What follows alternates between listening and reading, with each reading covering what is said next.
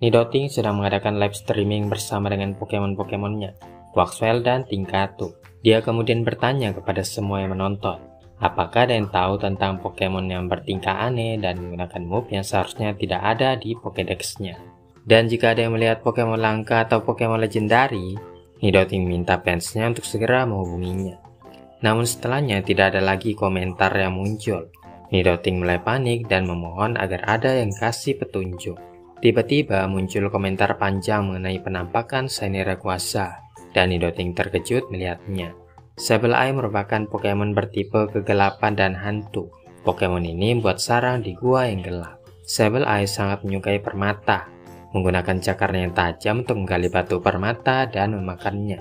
Dengan bermandikan energi Mega Evolution, batu permata di dadanya mengembang, merobek kulitnya, dan berubah menjadi besar. Mega Sableye dapat menangkis setiap serangan dengan batu permatanya yang berukuran raksasa. Namun batu itu sangat berat dan membatasi gerakan Mega Sableye. Ketika terkena serangan, batu permata itu akan mengecil dan terus mengecil, dan akhirnya dimakan oleh Mega Sableye yang berubah ke bentuk normalnya lagi.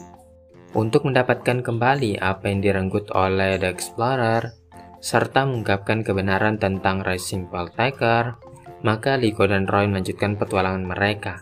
Liko dan Roy kini telah tiba di kota Chaba. Di sana mereka melihat ladang teh yang luas dan wangi. Banyak petani yang bekerja di sana, dibantu oleh Pokemon Machop dan Machop. Mungkin di sini mereka bisa mendapatkan manisan matcha juga, kata Liko. Sesuai dengan petunjuk yang dikirimkan oleh Dot, mereka sekarang sedang dalam perjalanan menuju tempat perjanjian untuk bertemu dengan saksi mata yang pernah melihat Shiny Rayquaza. Di sini Roy sangat bersemangat sekali untuk bisa bertemu dengan Shiny Rayquaza yang belum pernah dilihatnya selama setahun. Liko dan Roy masih belum tahu siapa yang akan mereka temui. Yang mereka tahu bahwa orang itu adalah Nyabi fans, atau orang yang berhubungan dengan Pokemon Litten, serta merupakan penggemar beratnya Nidoting. Liko jadi agak khawatir karena dia jarang nonton live streaming Nidoting akhir-akhir ini. Takut dia tidak bisa bersaing dengan penggemar Nidoting yang dibicarakan ini. Tapi Roy menenangkannya bahwa ini bukanlah persaingan. Tak lama kemudian, mereka pun bertemu dengan penggemar berat Nidoting itu, yang bahkan memakai kostum yang sama persis dengan idolanya. Nyabiko bersama dengan Pokemonnya Litten langsung menyapa Liko dan Roy. Liko dan Roy pun terkejut sekaligus kagum dengan kepribadian Nyabiko yang terlihat sangat ceria dan energik.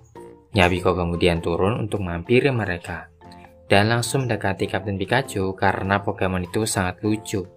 Tapi Kapten Pikachu yang tidak suka disebut seperti itu berupaya menghindarinya. Terapagos kemudian turun dari gendongannya untuk menyapa Litten. Liko yang melihat Nyabiko memakai kostum serta aksesoris lengkap Nidoting, dia pun menanyakan di mana belinya. Ternyata semua ini adalah buatan Nyabiko sendiri, membuat Liko semakin kagum karena Nyabiko bisa membuatnya dengan sangat detail. Di sini Liko pun mengungkapkan bahwa dia sebenarnya adalah penggemar berat Nidoting juga. Nyabiko juga terkejut setelah mengetahui bahwa Liko adalah Sprigato Super Fans yang sering dibicarakan itu. Setelahnya Liko dan Roy memperkenalkan dirinya, dan Nyabiko sangat senang sekali bisa bertemu dengan teman Nidoting. Roy pun langsung bertanya mengenai Shiny Rayquaza dan di mana Nyabiko pernah melihatnya. Namun sebelum itu, Nyabiko ingin bertemu dengan Nidoting dulu. Namun sayangnya Nidoting ternyata tidak datang, dan hanya diwakilkan oleh teman-temannya saja. Nyabiko pun kecewa karena tidak ada Nidoting di sana, padahal dia ingin melihatnya secara langsung. Jika Nidoting tidak datang, Nyabiko pun tidak akan beritahukan tentang Shiny Rayquaza, dan Nyabiko berlalu pergi begitu saja. Namun tak lama kemudian, Nidoting muncul lewat Rotom-Pot, sehingga Nyabiko pun berbalik untuk menemui idolanya tersebut. Nyabiko masih tak menyangka bisa mengobrol dengan Nidoting yang sangat dia sukai. Liko paham betul dengan perasaannya, karena dia juga seringkali gugup saat berbicara dengan Nidoting, walaupun dia sudah tahu bahwa idolanya itu adalah temannya sendiri. Nidoting kemudian meminta Nyabiko untuk menuntun Liko dan Roy ke tempat di mana dia pernah melihat Shiny Rayquaza. Nyabiko pun dengan senang hati akan menunjukkan jalannya. Saat dalam perjalanan, Liko dan Nyabiko mulai ngobrol lagi. Dikarenakan Liko sudah sangat dekat dengan Nidoting, Nyabiko pun menanyakan apa yang harus dia lakukan agar bisa seperti Liko. Saat itu, 2 ekor Litten naik ke atas kaki Liko. membuat Muskrada jadi geram dan cemburu, sehingga Muskrada pun langsung melemparkan Pokemon itu jauh-jauh.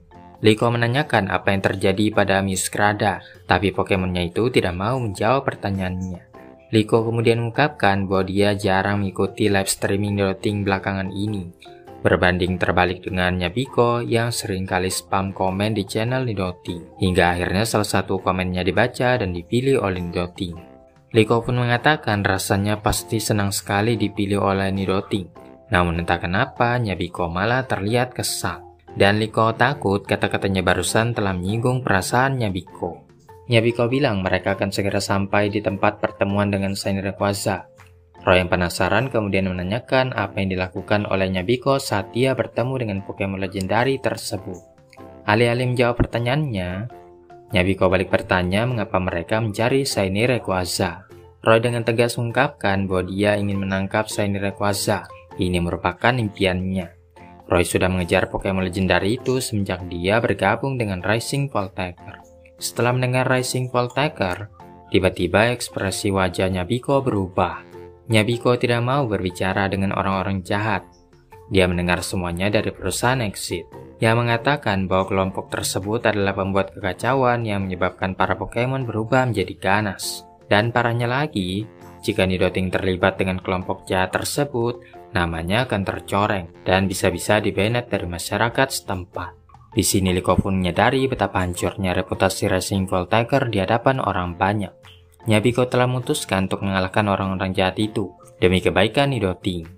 Jika mereka kalah, maka mereka harus menjauh dari Nidoting untuk selama-lamanya. Tanpa berbasa-basi, Liko pun menerima tantangannya untuk memperbaiki pandangan yang salah mengenai dirinya. Untuk itu, Liko pun mengandalkan Muskrada. Sementara Nyabiko secara mengejutkan malah mengeluarkan Incineroar yang perkasa, membuat Liko dan Roy agak sedikit terkejut karena mereka pikir Nyabiko akan menggunakan Litten. Meskipun sama-sama Pokemon kucing, tapi seberapa lama Muskrada bisa tahan terhadap serangan tipe api. Bagaimanapun juga, Liko ternyata tidak takut dan tetap akan bertarung. Kapten Pikachu yang berperan sebagai wasit menyatakan pertarungan akan segera dimulai. Pertarungan pun dimulai dengan Liko yang merintahkan Muskrada Flower Trick.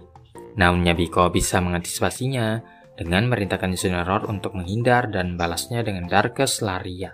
Muskrada kemudian menghindari Double Kick Incineroar dan mundur ke belakang. Nyabiko pun mulai mengajak Liko yang dari tadi hanya menghindar saja. Liko lalu merintahkan Muskrada Akrobatik, tapi Nyabiko menyuruh Incineroar bulk up untuk bertahan dari serangan tersebut. Menyadari serangan yang tidak mempan, Muskrada berusaha menjegal kaki Incineroar, menjeratnya dengan yoyo yang bisa dipanjangkan. Namun akibatnya Muskrada malah ditarik mendekat, memungkinkan Incineroar melancarkan flamethrower dari jarak dekat. Serangan yang super efektif terhadap Muskrada. Muskrada tersungkur jatuh tak berdaya, membuat semuanya berpikiran bahwa Pokemon itu sudah tidak sanggup lagi melanjutkan pertarungan. Namun meskipun terluka cukup parah, Muskrada ternyata masih bisa bangkit. Nyabiko pun mulai sombong karena bisa mengendalikan jalannya pertarungan. Roy pun mengakui bahwa Pokemon Nyabiko itu memang sangat kuat dan juga tangguh. Ketika Nyabiko mulai mengejek Liko, dia pun berusaha untuk tetap tenang sambil mencari solusinya. Walaupun serangan Incineroar itu sangat kuat dan mematikan, tapi Pokemon itu cenderung mengulang-ulang gerakan yang sama terus, yang artinya mereka masih ada kesempatan untuk bisa menang. Tanpa menyadari hal tersebut, Nyabiko merintahkan Incineroar Darkest Lariat lagi. Liko yang sudah tahu bahwa Nyabiko akan melakukan hal tersebut, dengan cepat menyuruh Muskrada untuk menghindarinya dan menghit musuhnya dengan akrobatik. Incineroar yang oleng akhirnya terjatuh akibat serangan tadi. Nyabiko yang kesal kemudian merintahkan Incineroar Double Kick. Sesuai dengan yang dia perkirakan, Liko langsung merintahkan Muskrada Magical Leap untuk mengalihkan pandangan Incineroar. Begitu serangannya selesai, Muskrada sudah lenyap. Muskrada tiba-tiba muncul dari belakang dan mulai menyebarkan Flower Tree. Namun Incineroar mampu menghancurkan semuanya dengan Darkest Lariat. Nyabiko yang percaya diri kemudian merintahkan Incineroar Flamethrower. Serangannya lebih daripada cukup untuk melumpuhkan Muskrada jika dia terkena untuk yang kedua kalinya. Namun anehnya Liko tetap santai, seolah-olah ada sesuatu yang direncanakannya. Rupanya Muskrada telah menempelkan salah satu bom di sabuk Incineroar. Ketika Nyabiko menyadari hal tersebut, semuanya sudah terlambat. Incineroar keburu melancarkan serangannya, sehingga bom yang menempel di sabuknya meledak. Dan Incineroar terkena dampak yang sangat fatal. Liko pun sangat senang karena rencananya berjalan dengan lancar. Nyabiko bahkan kagum dengan strategi yang dilancarkan oleh Liko, yang mana Muskrada bisa bertindak sesuai kemauan Liko dengan sangat baik. Ini menunjukkan betapa eratnya hubungan antara Liko dan Pokemonnya. Namun masih belum cukup untuk bisa mengalahkan Incineroar, yang kembali bangkit berkat semangat yang membara dari trainernya. Saat pertarungan yang seru kembali berlanjut, tiba-tiba Uruto muncul dari dalam hutan, mengatakan bahwa dia yang akan menangkap Shiny Rayquaza duluan. Namun yang lebih parahnya lagi, ternyata Uruto sedang dikejar segerombolan Pokemon yang marah karena dia masuk ke wilayah mereka. Seketika segerombolan Dothraki pun langsung datang dan mengepung mereka. Bukan hanya itu, Uruto ternyata juga masuk ke wilayah Pokemon lainnya, menyebabkan segerombolan Viro juga datang untuk mengincarnya. Liko dan Roy lama-kelamaan kesal juga dengan tingkah laku Uruto yang agak lain. Daripada itu, yang harus mereka lakukan sekarang adalah menyingkirkan Pokemon-Pokemon yang mengamuk ini. Namun ternyata Liko berbeda pendapat. Dia menyarankan untuk menenangkan Pokemon-Pokemon tersebut ketimbang bertarung melawan mereka. Setelahnya Liko dan Roy mengeluarkan seluruh Pokemonnya. Terapagos menggunakan Protect untuk melindunginya dari serangan musuh.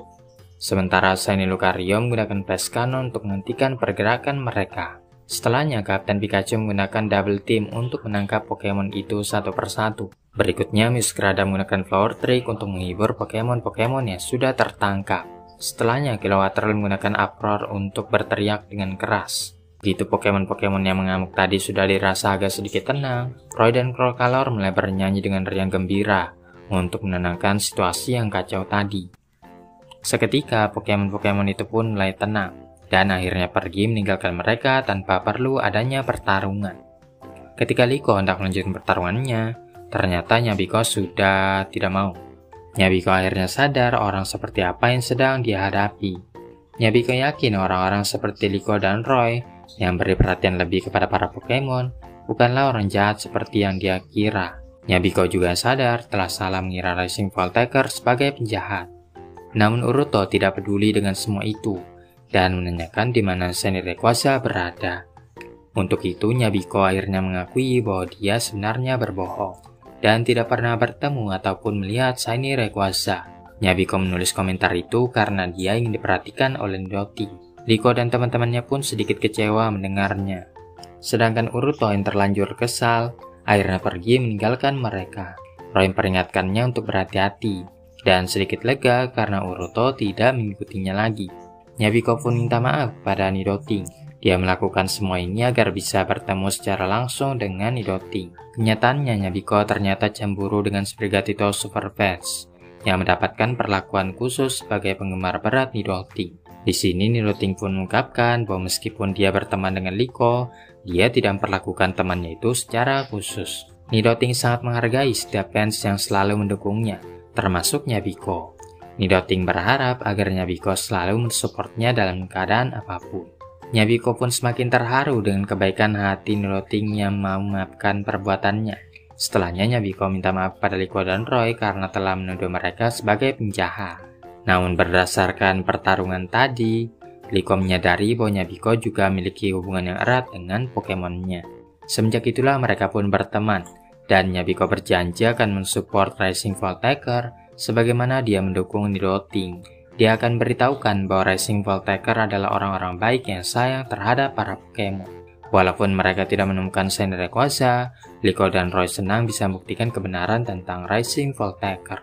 Perkembangan mereka mungkin terlihat lambat, tapi Liko dan Roy berharap suatu hari nanti Rising Voltaker bisa berkumpul kembali dan berpetualang bersama-sama.